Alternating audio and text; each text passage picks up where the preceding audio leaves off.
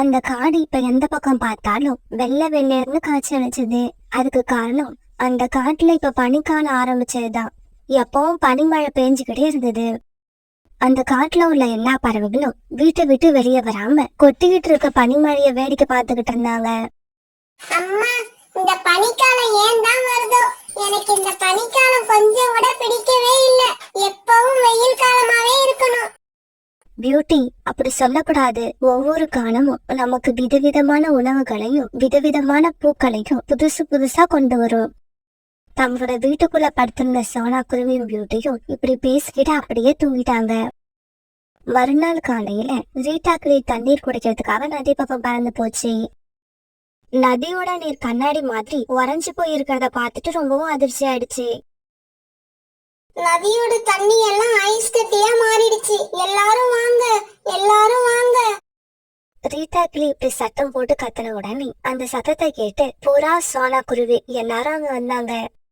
இப்ப வரைக்கும் நமக்கு உணவு கிடைக்கிறது தான் பிரச்சனையா இருந்தது. இதுக்கப்புறம் குடிக்க தண்ணி கூட கிடைக்காது. நம்ம காட்டுல இருந்ததே ஒரு நதி, அதுவும் இப்படி மாறிடுச்சு. சோனா, எத்தனை நதி இருந்தாலும் இந்த காலத்துல எல்லாமே இப்படி ஐஸ் கட்டியா தான் மாறி போயிடும். இப்படி பேசிக்கிட்ட இவங்க பிறகு தண்ணீர் குடிக்கிறதுக்காக அருவிக்கரைக்கு பறந்து போனாங்க. ஆனா பாவம், இவங்க போனப்ப அந்த அருவியும் ஐஸ் கட்டியா உறைஞ்சு போயிருந்தது. அதனால இதுக்கப்புறம் குடிநீருக்கு என்ன பண்றதுன்னு தெரியாம ரொம்பவும் கவலைப்பட்டாங்க. புறான்னா, எங்க அம்மா வீட்டுல இருந்து ரொம்ப தூரம் தள்ளி ஒரு அருவி இருக்கு. அந்த அருவிக்கு பேர் வெந்நீர் அருவி. அந்த அருவி நீர் எப்பவும் சூடாவே இருக்கும். நான் சின்ன வயசுல அங்க போயிருக்கேன். வாங்க, இப்ப அங்க போய் நம்ம தண்ணி குடிச்சிட்டு வரலாம். சோனா, அந்த அருவிக்கு நாம போய் சேர்றதுக்கே 2 நாள் ஆயிடும். அங்க போய் சேர்றதுக்குள்ள நாம நாக்கு வறண்டு செத்துருவோம். ஆமா, ரீட்டா சொல்றது உண்மைதான். அவ்வளவு தூரத்துல உள்ள அருவிக்கு நாம தினமும் போய் வந்துகிட்டு இருக்க முடியாது. இப்படி பேசிக்கிட்ட பறவைகள் எல்லாரும் பிறகு தண்ணீர் குடிக்காமலேயே தங்களுடைய வீடுகளுக்கு திரும்பி வந்தாங்க. காலுஜி, உங்களுக்கு விஷயம் தெரியுமா? நம்ம காட்டுல உள்ள நதி, அருவி, இப்படி தண்ணீர் உள்ள இடம் எல்லாமே ஐஸ் கட்டியா மாறிடுச்சான். இதனால நம்ம காட்டுல உள்ள எல்லா பறவைகளும் ரொம்ப குழப்பத்துல இருக்காங்க.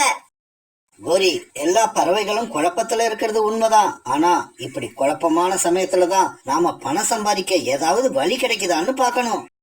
காலுஜி, நீங்க சொல்றது எனக்கு எதுவும் புரியல. குடிக்கவே தண்ணி கிடைக்கல. இந்த நிலைமையில நாம எப்படி பணம் சம்பாதிக்க முடியும்? கோரி, எங்க மாமா வாழ்ற காட்டுல ஒருத்தர் வாட்டர் டேங்கர் வாடகைக்கு விட்டுக்கிட்டு இருக்காரு. மாமா கிட்ட சொல்லி ஒரு டேங்கரை நம்ம வாடகைக்கு எடுத்துக்கிட்டு வந்து அப்புறம் வெந்நீர் அருவிக்கு போய் அதுல தண்ணி பிடிச்சுக்கிட்டு வந்து நம்ம காட்டுல கூடுதலா விளைவிச்சு விற்போம். காலுஜி, உங்க மூளையே மூளை. நம்ம காட்டுல உள்ள பறவைகள் நம்ம கிட்ட எப்படி இருந்தாலும் தண்ணி வாங்கிதான் ஆகணும். அப்படி வாங்கலன்னா அவங்க தண்ணீர் குடிக்காம தாகத்துல செத்துருவாங்க. நாம என்ன விலைக்கு கொடுத்தாலும் அதை வாங்குறத தவிர அவங்களுக்கு வேற வழி இல்ல. பிறகு மறுநாள் காலுக்காக தன்னோட மாமாவை பார்க்க அவர் வாழற காட்டுக்கு பறந்து போச்சு. மாமாஜி, எனக்கு எப்படியாவது வாட்டர் டேங்கர் ஒன்னு வாடகைக்கு எடுத்து கொடுங்க. வாட்டர் டேங்கர் வாடகைக்கு வேணுமா? டேய் காலு, அதை வச்சு நீ என்னடா பண்ண போற? மாமாஜி, எங்க காட்டுல இருக்கிற நதியும் அருவியும் ஐஸ் கட்டியா மாறிடுச்சு. அதனால வெந்நீர் அருவியிலிருந்து தண்ணீர் எடுத்துக்கிட்டு போய் எங்க காட்டுல உள்ள பறவைங்க கிட்ட வியாபாரம் பண்ண போறேன். டேய் காலு, நீ இப்படி வியாபாரம் பண்ண ஆரம்பிச்சீன்னா கூடிய சீக்கிரம் பணக்காரனா மாறிடுவ. அப்புறம் அதுக்கு உதவி பண்ணுன இந்த மாமாவை மறந்துடாத. எப்பவும் ஞாபகம் வச்சுக்க. கிடைக்கிற லாபத்துல எனக்கும் கொஞ்சம் பங்கு கொடு. மாமாஜி, உங்களுக்கு இல்லாததா? லாபம் வரட்டும், உங்களை கூப்பிட்டு உங்களுக்கான பங்கு கொடுத்துறேன். பிறகு காலுக்காக தன்னோட மாமா காட்டுல இருந்து வாட்டர் டேங்க வாடகைக்கு எடுத்துக்கிட்டு வெந்நீர் அருவியை நோக்கி போச்சு. பிறகு வெந்நீர் அருவியில இருந்து டேங்கர்ல தண்ணீர் பிடிச்சுக்கிட்டு மறுபடியும் தன்னோட காட்டுக்கே திரும்பி வந்தது. காலுஜி, வந்துட்டீங்களா? எவ்வளவு நேரமா நான் உங்களுக்காக காத்திருக்கிறது. கோரி, ஒரு வாளி தண்ணி 100 ரூபான்னு பிக்ஸ் பண்ணிருக்கேன். அதுக்கு குறைச்சி யாருக்கும் கொடுத்துறாத. அப்புறம் கூட்டம் எப்படி வருதுன்னு பாத்துக்கிட்டு விலையை இன்னும் அதிகமாக்குவோம். சூடான தண்ணீர், சுவையான தண்ணீர். தண்ணீரே கிடைக்காத காட்டுக்கு தண்ணீர் எடுத்துக்கிட்டு வந்திருக்கோம். எல்லாரும் சீக்கிரம் வந்து வாங்கிக்கிட்டு போங்க. தங்களுடைய காட்டுக்கு குடிநீர் லாரி வந்தது கேள்விப்பட்டு எல்லா பறவைகளும் ரொம்ப சந்தோஷமானாங்க. அம்மா, அம்மா, தண்ணி லாரி வந்திருக்கு. சீக்கிரம் போய் தண்ணி பிடிச்சுக்கிட்டு வாங்க. எனக்கு ரொம்ப தாகமா இருக்கு. ரீட்டா, அங்க பாரு, காகங்கள் தண்ணி லாரி எடுத்துக்கிட்டு வந்திருக்காங்க. சீக்கிரமா வாளியை எடுத்துக்கிட்டு போய் தண்ணி பிடிச்சிட்டு வா. கோரிக்காகத்தோட சத்தத்தை கேட்ட எல்லா பறவைகளும் வாளியை எடுத்துக்கிட்டு தண்ணி லாரிக்கிட்ட வந்து சேர்ந்தாங்க. ஆளு கோரி, நீங்க 2 பேரும் எங்களோட கஷ்டத்தை தெரிஞ்சு ஒரு அருமையான வேலை பண்ணிருக்கீங்க. இந்த காட்டை விட்டுட்டு வேற எந்த காட்டுக்கு போகலான்னு யோசனையில இருந்தோம். இதுக்கப்புறம் எங்கேயும் போக தேவையில்ல. காலு, கோரி, மத்த பறவைகளுக்கு பயன்படுற மாதிரி இப்பதான் ஒரு காரியம் பண்ணிருக்கீங்க. இங்க பாருங்க பறவைகளே, நாங்க என்னமோ இந்த தண்ணிய ஓசியில கொடுக்க போறோம்னு நினைச்சு ரொம்ப சந்தோஷப்படாதீங்க. ஒரு வாளி தண்ணீரோட விலை 100 ரூபாய். 100 ரூபாய் இருக்கிறவங்க வாங்குங்க, இல்லாதவங்க தலையில வாளிய கவுத்துக்கிட்டு அப்படியே போயிடுங்க. இந்த பனிக்காலத்துல உங்களுக்கு சூடான தண்ணியை யார் கொண்டு வந்து கொடுப்பா? அதுக்காக நீங்க 100 ரூபாய் கொடுக்கறது ஒன்னும் தப்பு இல்ல. காலண்ணா, விலை அதிகமா கம்மியாங்கிறது இப்ப பிரச்சனை இல்ல. நீங்க கேட்ட 100 ரூபாய வாங்கிக்கிங்க. ஆனா எங்களுக்கு தினமும் இதே மாதிரி தண்ணி கொண்டு வந்து கொடுத்துருங்க. இப்படி சொன்ன பறவைகள் பிறகு 100 ரூபாய கொடுத்துட்டு தண்ணீர் பிடிக்க ஆரம்பிச்சாங்க. நிறைய பறவைகள் வந்து தண்ணீர் பிடிச்சதால தண்ணீர் சீக்கிரமாவே தீர்ந்து போயிடுச்சு. பிறகு தினமும் காலுக்காகவும் குறிக்காகவும் இதே மாதிரி வெந்நீர் அருவில இருந்து தண்ணீர் எடுத்துக்கிட்டு வந்து தங்களோட காட்டுல வியாபாரம் பண்ண ஆரம்பிச்சாங்க. அவங்க உள்ள பறவைகளும் வேற எங்கேயும் தண்ணீர் கிடைக்காதால தினமும் இவங்க கிட்ட தண்ணீர் வாங்க ஆரம்பிச்சாங்க. இப்படியே சில நாட்கள் நகர்ந்துச்சு. காலுஜி, தினமும் வெந்நீர் அருவிக்கு நீங்க லாரியை எடுத்துக்கிட்டு போயிட்டு வர்றதால டீசல் தான் நிறைய செலவாகுது. பேசாம பக்கத்துல இருக்கிற மனிதர்களோட குடியிருப்பு பகுதியில ஒரு குளம் இருக்கு, நாளைக்கு அந்த குளத்துல இருந்து தண்ணி எடுத்துக்கிட்டு வாங்க. கோரி, அந்த குளத்து நீர் ரொம்பவும் அசுத்தமா இருக்கும், அத பறவைகள் குடிக்க முடியாது. காலுஜி, தண்ணியே கிடைக்காத இந்த காலத்துல அழுக்கு தண்ணியாவது நல்ல தண்ணியாவது நான் சொல்றத செய்யுங்க. அப்பதான் நமக்கு டீசல் காசு மிச்சமாகும். அப்புறம் தண்ணி எடுத்துக்கிட்டு வர்றப்ப எனக்கு பிஸ்லரி வாட்டர் 4 பாட்டில் வாங்கிக்கிங்க. பிறகு காலுக்காகவும் அன்னைக்கு கோரிக்காகவும் சொன்னபடி வெந்நீர் அருவிக்கு போகாம மனிதர்கள் வாழும் பகுதியில உள்ள குளத்துக்கு போய் தண்ணீர் பிடிச்சது. கோரி சொன்னது உண்மைதான். இந்த குளம் வீட்டுக்கு பக்கத்திலேயே இருக்கு. இங்க வந்து தண்ணீர் எடுத்துக்கிட்டு போனா தினமும் நமக்கு 1000 ரூபாய் மிச்சம் ஆகும். இப்படி யோசிச்ச காலுக்காகவும் பிறகு அந்த தண்ணி எடுத்துக்கிட்டு தன்னோட காட்டுக்கு போச்சு. கோரி, எனக்கு என்னமோ இன்னைக்கு தண்ணியில இருந்து ஒரு பேட் ஸ்மெல் வர்ற மாதிரி இருக்கு. அப்படியா? உன் பக்கத்துல நிக்கிற புறாவை கொஞ்சம் தள்ளி நிக்க சொல்லு. எனக்கு என்னவோ புறா கிட்ட இருந்து தான் இந்த ஸ்மெல் வர மாதிரி இருக்கு. அது வேற ஒண்ணும் இல்ல கோரி, குடிக்க தண்ணீர் கிடைக்கிறதே கஷ்டமா இருக்கு. அதனால இந்த பறவைகள் எல்லாம் ரொம்ப நாளா குளிக்காம இருக்காங்கன்னு நினைக்கிறேன். இப்படி சொல்லிட்டு காலுவும் கோரியும் விழுந்து சிரிச்சாங்க.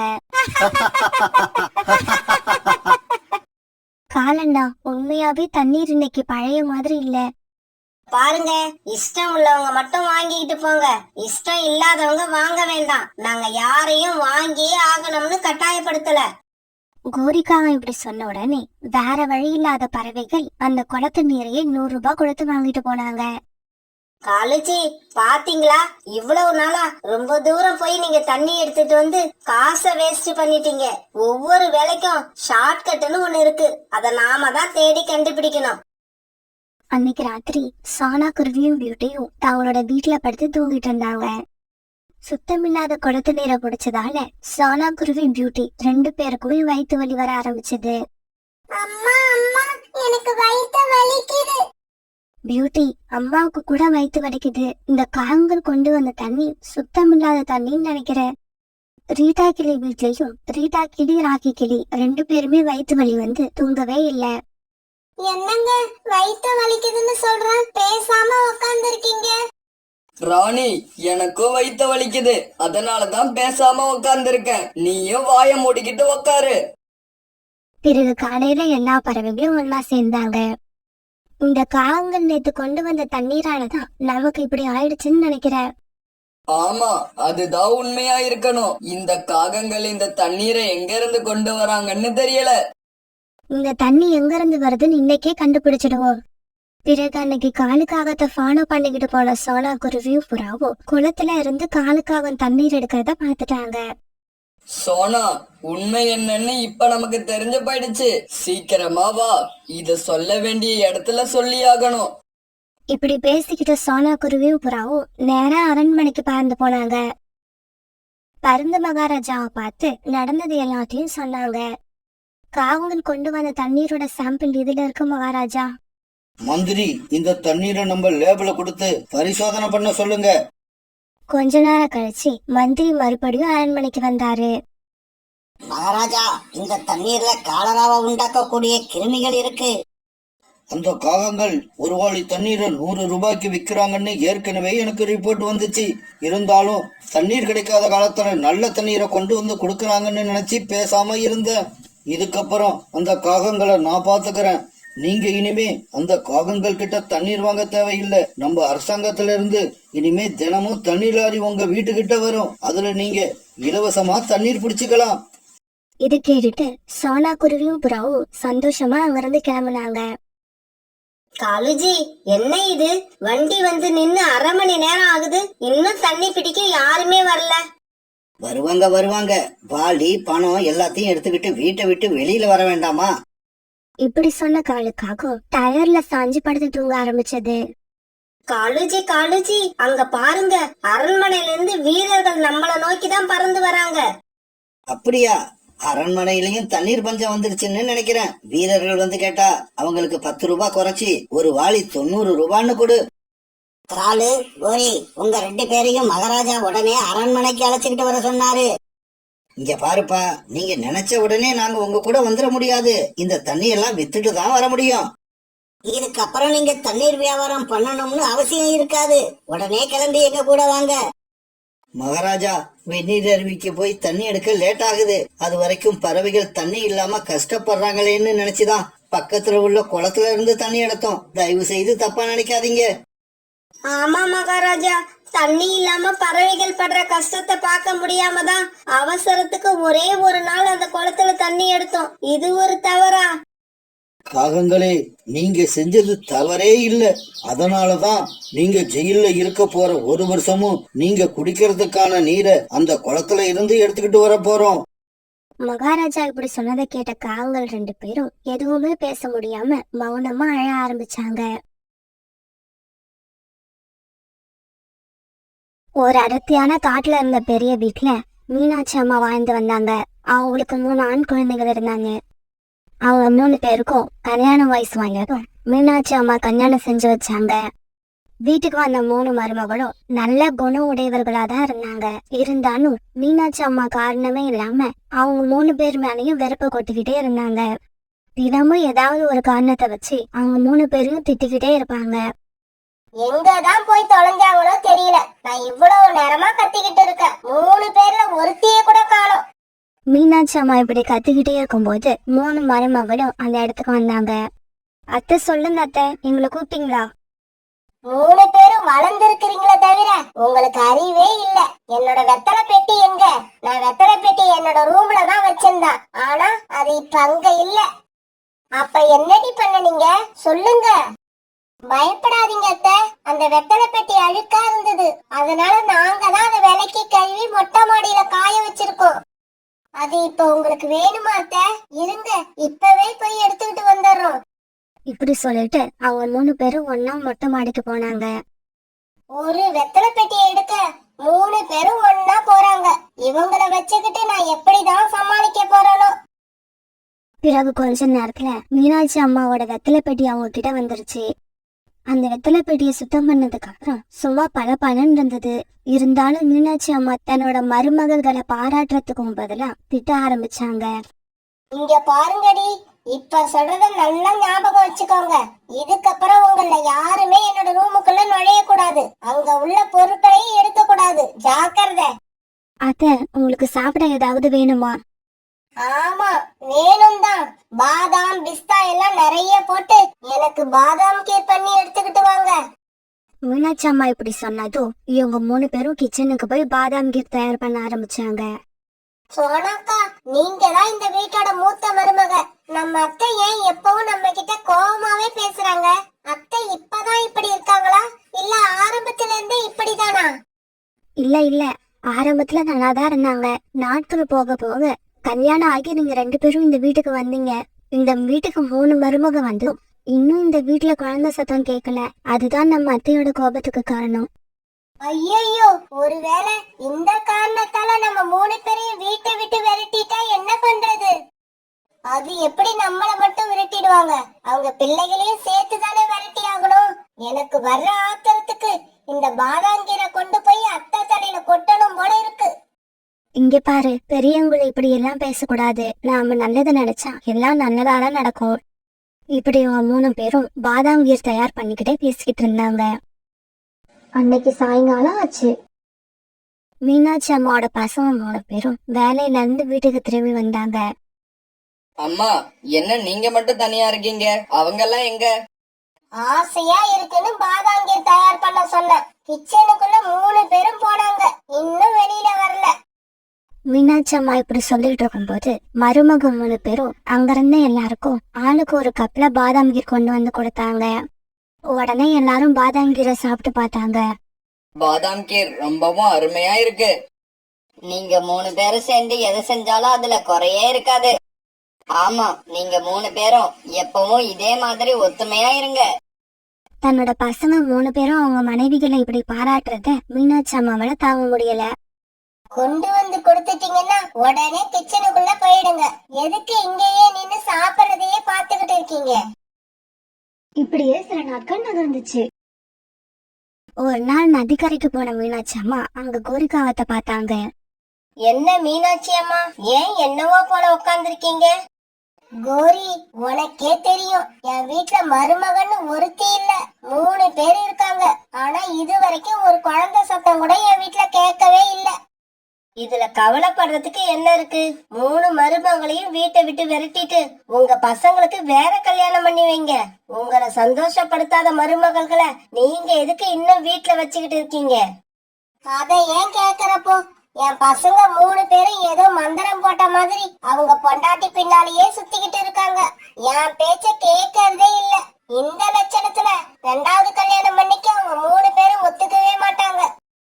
மீனாட்சி அம்மா, நம்ம காட்டுல உள்ள மலைப்பகுதியில ஒரு குகை இருக்குல்ல, அங்க இப்ப புதுசா ஒரு ஆந்த சாமியார் வந்திருக்காரு.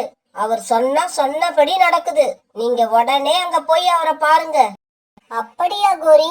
இந்த தகவல் எனக்கு சொன்னதுக்கு ரொம்ப நன்றி. நான் இப்பவே போய் ஆந்த சாமியாரை பார்த்துட்டு வரேன். இப்படி சொன்ன மீனாட்சி அம்மா உடனே மலைப்பகுதியில உள்ள குகையை நோக்கி பறந்து போனாங்க.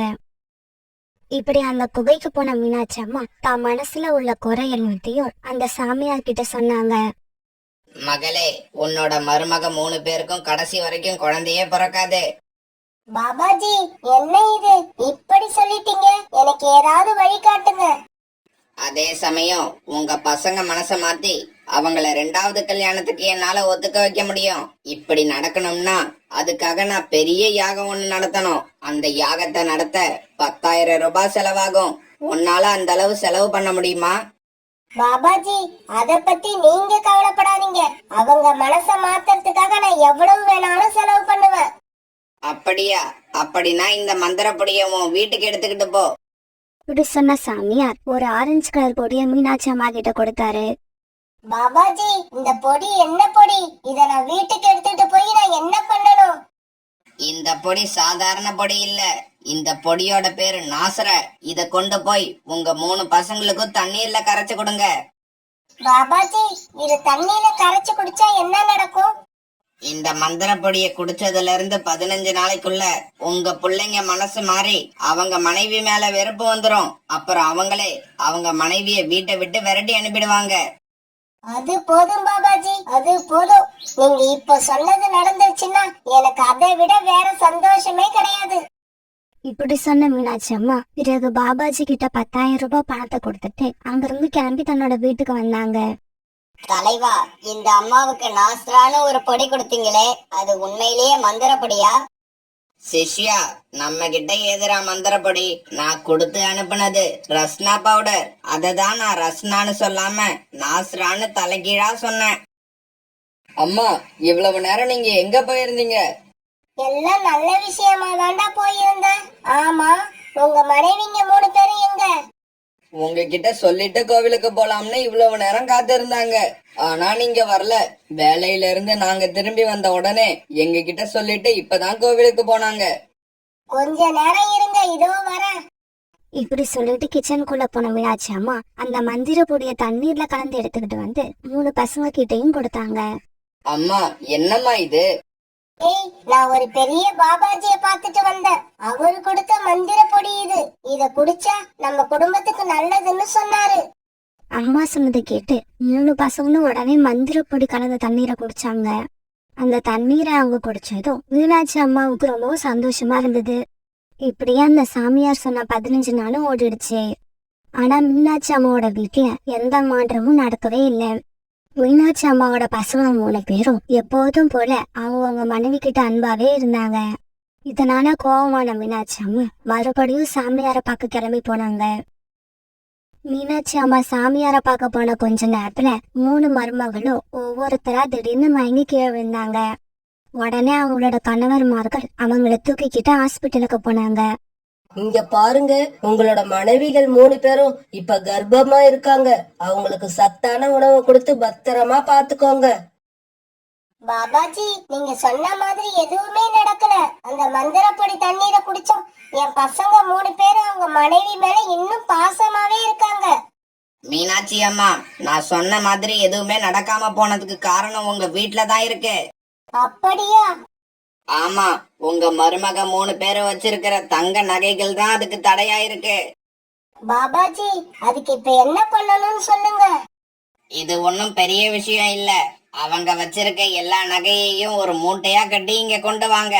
அத வச்சு நான் ஒரு பூஜை பண்ணிட்டு திரும்ப உங்ககிட்டயே கொடுத்துறேன். அதுல இருந்து 3வது நாள் நீங்க நினைச்சது எல்லாமே நடக்கும். இப்படி சொன்னதும் மீனாட்சி அம்மா மறுபடியும் தன்னோட வீட்டுக்கு வந்தாங்க. அத்தை, உங்ககிட்ட ஒரு சந்தோஷமான செய்தி சொல்லணும். இதை கேட்டா நீங்க ரொம்ப சந்தோஷப்படுவீங்க. இங்க பாருங்கடி, இப்ப நான் எதையும் கேக்குற மனநிலையில இல்ல. நீங்க எல்லாம் சீக்கிரம் போய் உங்களோட நகைகளை எடுத்துக்கிட்டு வாங்க. எதுக்காக நகைகளை கேக்குறீங்க? இங்க பாருங்க, இதுக்கெல்லாம் பதில் சொல்லிக்கிட்டு இருக்க எனக்கு நேரம் இல்ல. சீக்கிரமா கொண்டு வாங்க. அத்தை இப்படி சொன்னதும் 3 பேரும் தங்களுடைய நகைகளை மூட்டையா கட்டி கொண்டு வந்து கொடுத்தாங்க.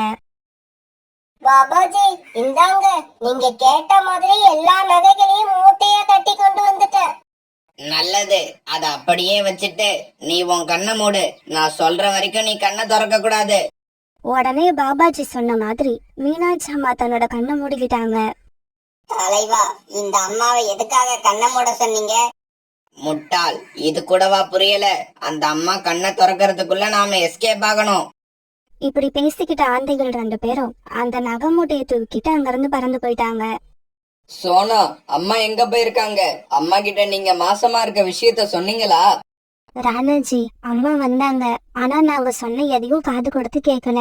வீட்டுல இருந்த எல்லா நகையையும் தூக்கிட்டு இங்கேயோ பறந்து போயிட்டாங்க. அப்படியா?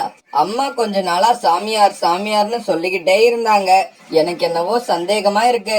டேய், சீக்கிரம் வாங்க, அந்த குகை வரைக்கும் போய் அம்மாவை பார்த்துட்டு வருவோம். பாபாஜி, நான் கண்ணை திறக்கலாமா? நான் கண்ணை மூடி 10 நிமிஷம் ஆகுது. எனக்கு என்னவோ மயக்கம் வர மாதிரி இருக்கு. சீக்கிரம் சொல்லுங்க, நான் கண்ணை திறக்கலாமா? அம்மா, என்னம்மா இது? உங்களை பார்க்க பைத்திய மாதிரி இருக்கு. கண்ணை மூடிக்கிட்டு இப்படி தனியா நின்னு பேசிக்கிட்டு இருக்கீங்க. கண்ணு திறந்து பார்த்த மீனாட்சி அம்மாவுக்கு அதிர்ச்சி ஆயிடுச்சு. ஏய், நீதானா? இங்க இருந்த பாபாஜி எங்கடா? நான் வேற வீட்ல இருந்த நகைகள் எல்லாத்தையும் மூட்டையா கட்டி கொண்டு வந்தேன். இப்ப யாரையுமே காணோமடா. இப்ப எனக்கு என்ன பண்றதுன்னே தெரியல. அம்மா, சத்தம் போடாம எங்க பின்னால வாங்க. காணா போன நகைகளை பத்தி இப்ப கவலைப்படாதீங்க. போலீஸ்ட கம்ப்ளைண்ட் பண்ணா எப்படியோ 2 நாளைக்குள்ள அந்த திருட்ட பசங்களை கண்டுபிடிச்சிருவாங்க. இப்படி பேசிக்கிட்டவங்க பிறகு போலீஸ் ஸ்டேஷன் போய் ஒரு கம்ப்ளைண்ட் கொடுத்துட்டு அவங்களோட வீட்டுக்கு போனாங்க.